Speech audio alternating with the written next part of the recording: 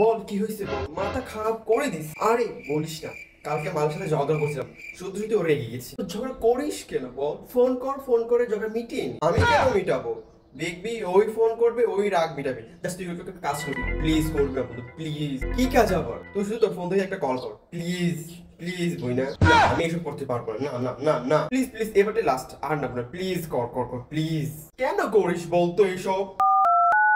তোকে কিচ্ছু বলতে হবে না, জাস্ট তুই খালি বলবি যে আচ্ছা তুমি কি জানো জয়টার খবর? কাল থেকে তো ওকে ফোন দিচ্ছ, ওকে ফোনই পাচ্ছি না, কি হয়েছে? হ্যালো, বল।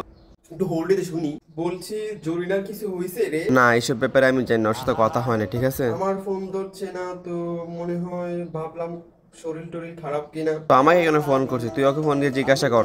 ওই তো ওর মাসি আর আমার পিস, হ্যাঁ ওই তো ওর মা আর আমার পিসি ভালো বন্ধু, ক্লাসমেট। ওর মাসি তো বললো, এই জন্য তো আমি জানতে পারলাম।